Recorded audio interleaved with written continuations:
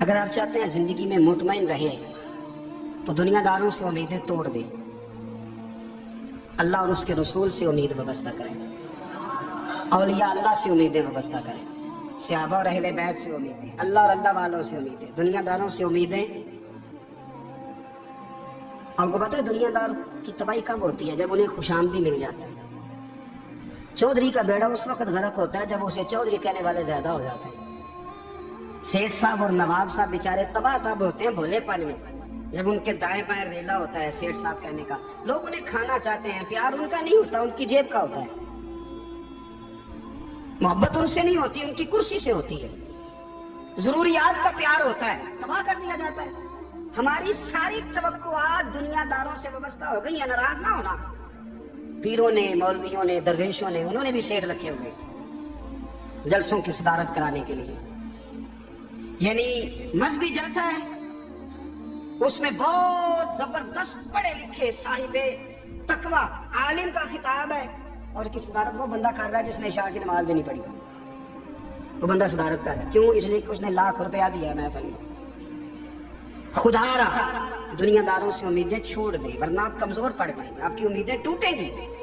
کتنا کمزور ہے وہ شخص جو 2-4 ہزار کے لیے کسی بندے کی چاپلوسی کرتا ہے، اس کے پیچھے بھاگتا ہے، خوش آمدیں کرتا ہے تھوڑے سے نوٹوں کے لیے، دکھ سکھ میں کام آئے گا اس کام کے لیے۔ میرے رسول کریم علیہ السلام نے فرمایا جس نے بندوں کو راضی کرتے کرتے رب کو ناراض کر دیا، اس کی دنیا بھی گئی اور آخرت بھی گئی، اور فرمایا جس نے بندوں کی پرواہ نہیں کی اللہ کو راضی کیا، فرمایا اگر رب راضی ہو گیا تو لوگوں کے دلوں میں بھی محبت پیدا فرما دے گا۔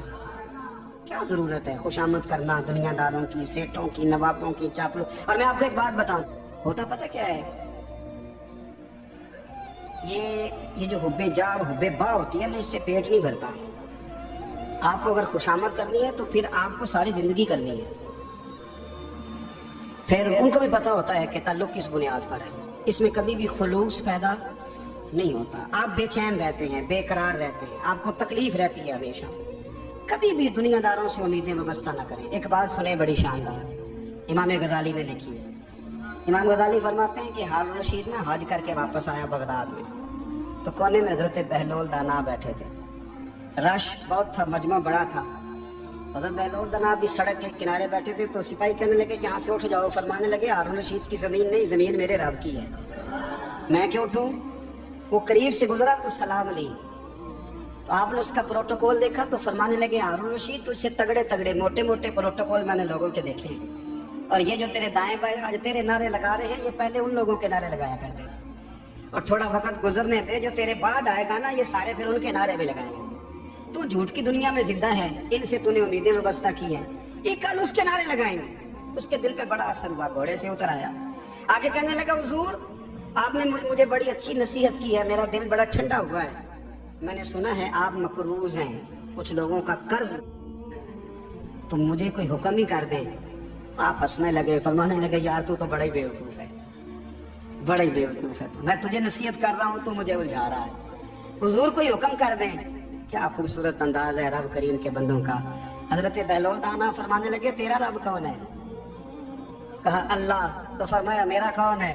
کہا اللہ، فرمانے لگے یہ تو نہیں نہ ہو سکتا کہ اللہ ہارون رشید کو دیتا رہے اور بہلول دانا کو بھول ہی جائے، یہ تو نہیں نہ ہو سکتا کہ ہارون رشید کو دیتا رہے اور بہلول دانا کو بھول جائے۔ فرمایا اس کا دل، اس کا ارادہ ہوا، ارادہ قدرت ہوا کہ بہلول مقروض رہنا چاہیے، تو اگر رب مجھے رکھنا چاہتا ہے، دکھ قبول محمد بخشا راضی رہن پیارے، اگر وہ چاہتا ہے میں مقروض رہوں تو میں بھی چاہتا ہوں کہ میں مقروض ہی رہوں، یہ تو نہیں نہ ہو سکتا کہ تجھے دے اور مجھے نہ دے۔ فرمایا میری تجھ سے کوئی امید نہیں، مجھے جب بھی دے گا میرا رب ہی دے گا، اور وہ دے گا تو پھر انشاءاللہ خزانے کھول کے دے گا۔ دنیا داروں سے امیدیں وابستہ کرنا، لوگوں کے پیچھے یہ چھوڑ دیں، آپ بے چین رہیں گے، بے قرار رہیں گے۔ اللہ والوں سے ضرور امیدیں وابستہ کریں، اس لیے کہ ان کے پاس جو کچھ ہوتا ہے وہ دراصل رب کا ہی ہوتا ہے، لیکن سیٹھوں سے، نوابوں سے، سیاستدانوں سے باز آ جائیں، ہماری بڑی امیدیں وابستہ ہیں۔ میں اکثر کہتا ہوں جتنے پھیرے نوکری کے لیے دنیا دار کے دروازے پہ لگائے ہیں نا، اس سے کم دفعہ مسجد میں نفل پڑے ہوتے تو رب اتنی بڑی مہربانی فرما دے۔ تیسری بات یہ یاد رکھیں، اگر سکون لینا چاہتے ہیں نا، اگر سکون لینا چاہتے ہو نا تو لوگوں کو ڈسکس کرنا بند کر دو، کس کو اللہ نے کتنے پیسے دیے ہیں وہ جانے اور اللہ جانے، کس کو اللہ نے کتنی گاڑیاں دی ہیں وہ جانے، اور لوگوں کو ڈسکس کرنا جی۔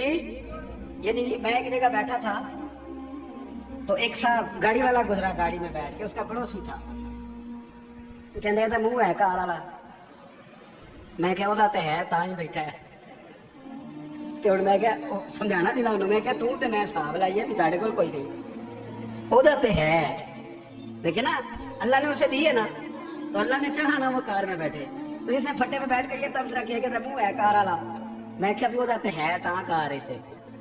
اب مجھے تھوڑی اندازہ لگانا چاہیے کہ ہم کیا یہ بحث ہے، یعنی اللہ کو چاہیے تھا معاذ اللہ کے پہلے تجھ سے پوچھتا کہ اسے کار دینی ہے کہ نہیں، کیا مطلب فضول بحث ہے۔